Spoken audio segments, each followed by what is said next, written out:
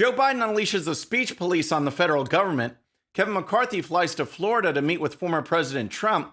Plus, in the spirit of unity, Nancy Pelosi calls some members of Congress the enemy within. All that and more. I'm Bobby Eberle. This is a 13-minute news hour. And God bless the United States of America.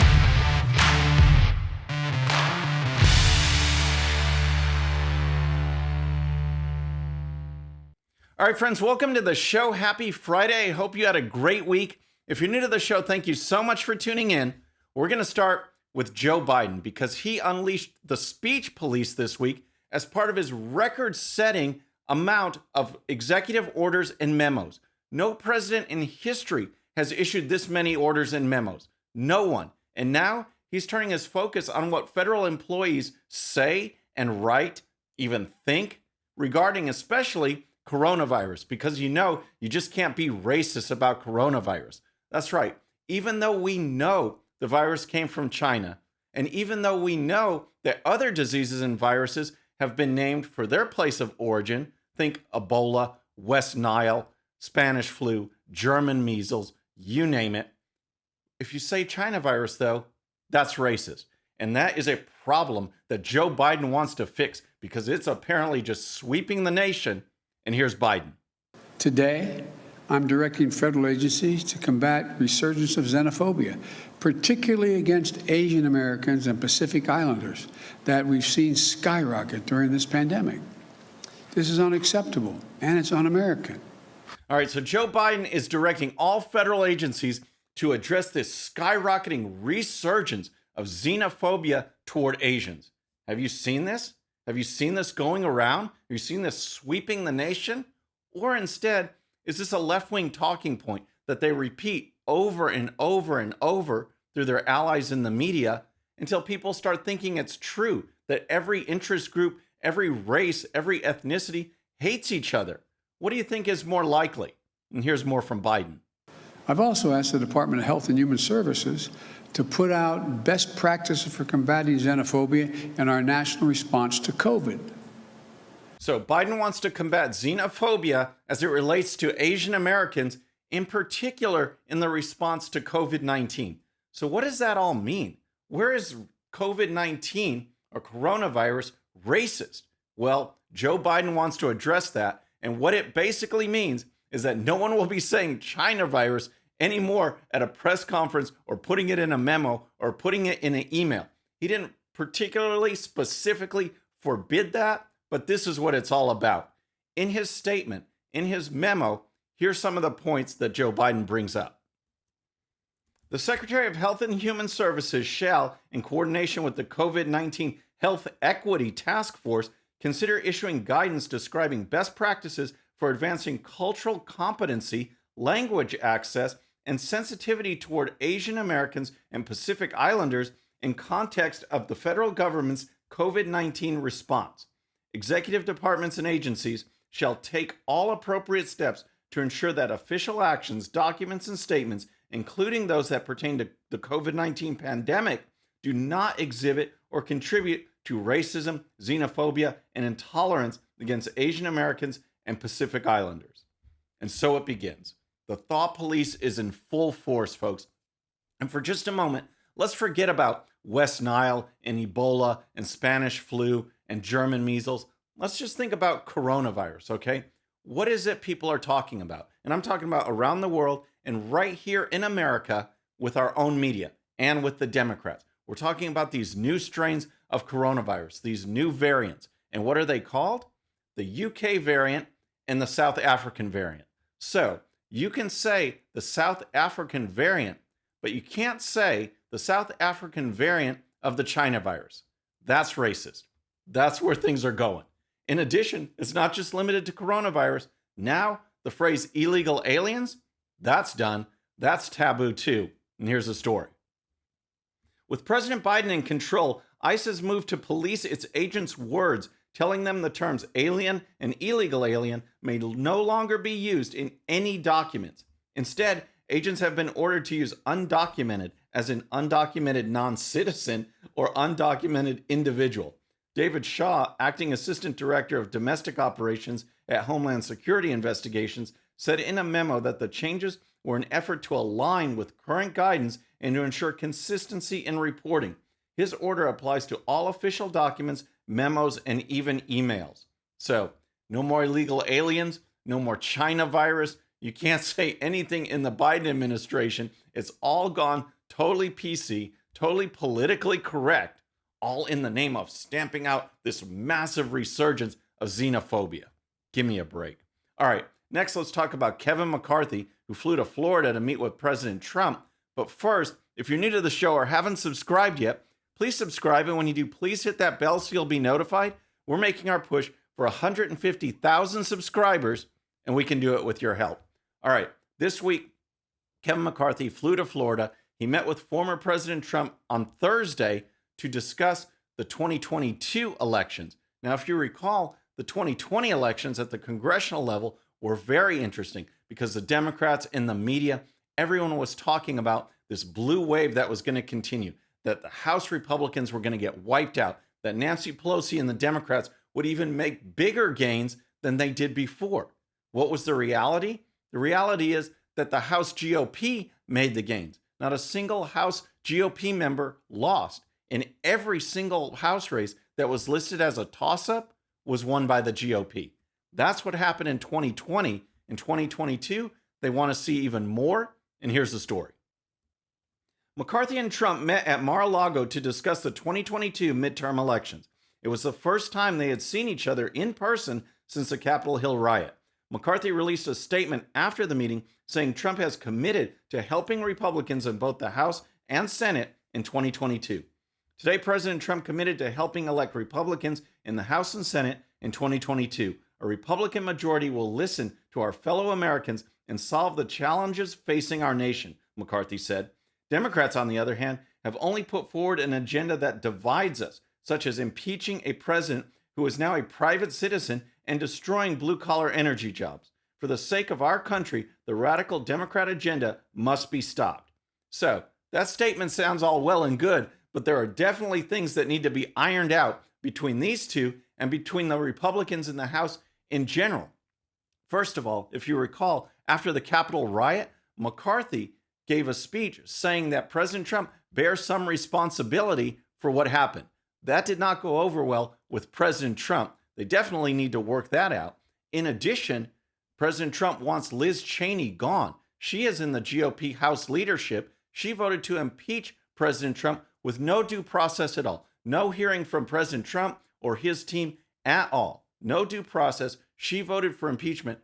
President Trump wants her gone. McCarthy came out supporting Liz Cheney. He's backed away from that a little bit, just as he's backed away from his statements on President Trump. But it's going to be very interesting because there are a ton of House Republicans that want to see Liz Cheney gone from that leadership position. Matt Gaetz, very vocal House member, he was in Wyoming campaigning against Liz Cheney, supporting her primary opponent. And here's Gaetz. I think if Liz Cheney had a rally with all of her supporters, they could likely meet inside one of the elevators in the Capitol and still have plenty of room for social distancing.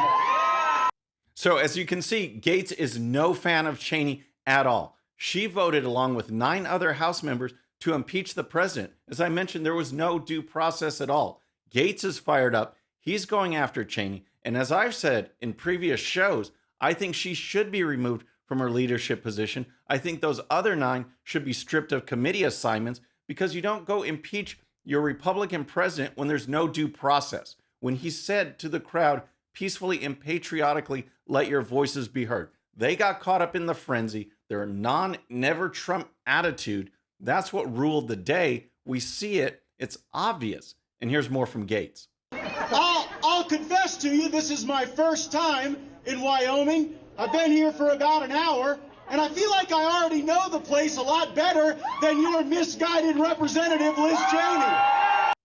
So, what is Kevin McCarthy going to do? Does he stand behind Liz Cheney, someone who supported this bogus impeachment, no due process proceeding?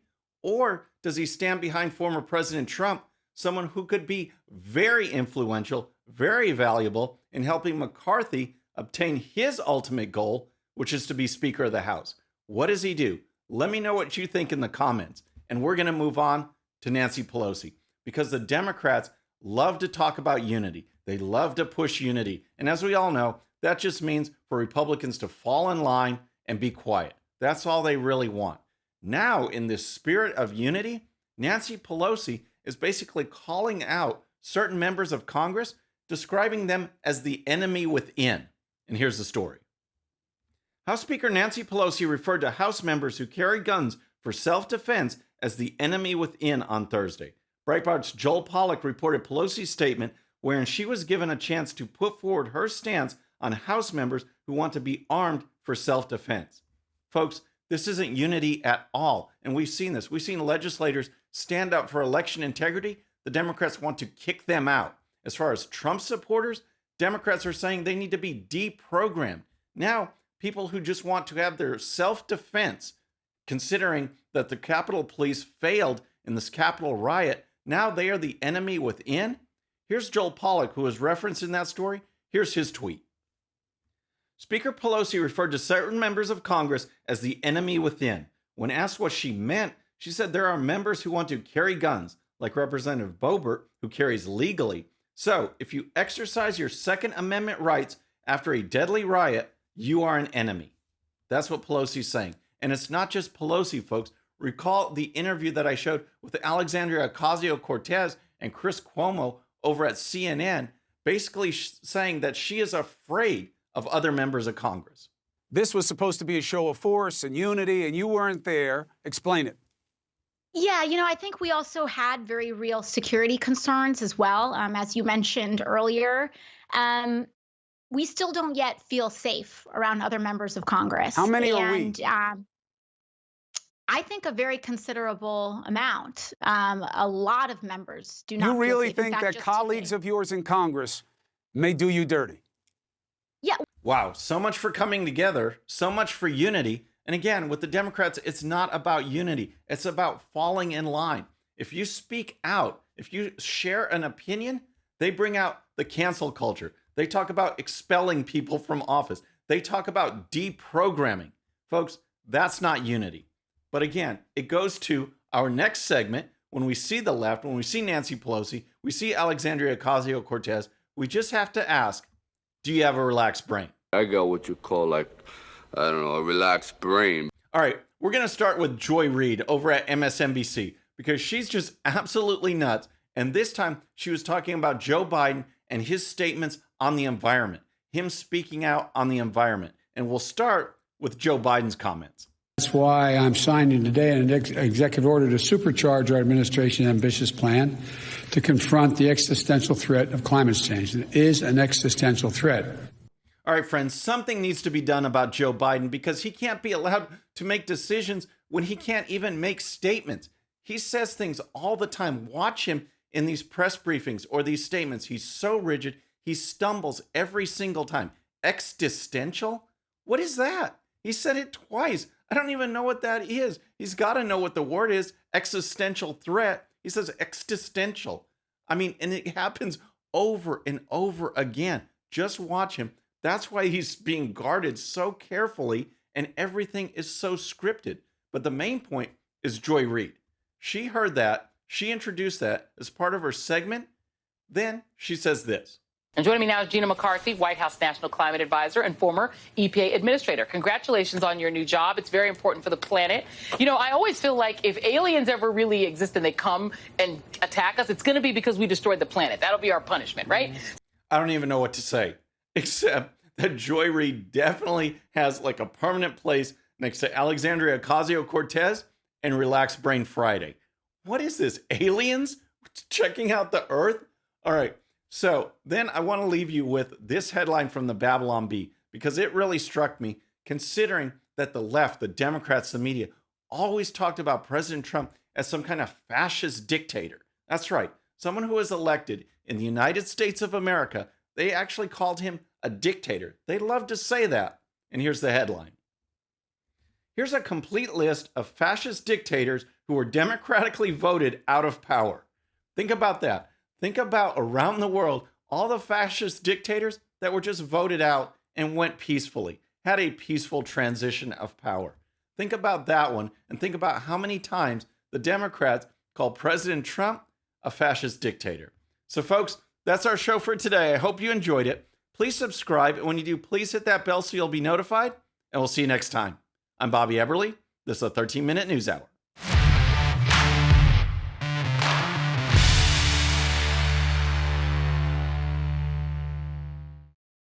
Okay, friends, thanks so much for watching. And before you go, please hit that subscribe button, hit that bell so you'll be notified. And here's a special video just for you so you can watch even more of the 13-minute news hour. And don't forget to check out GOPUSA.com for the best in conservative news and commentary. We'll see you next time.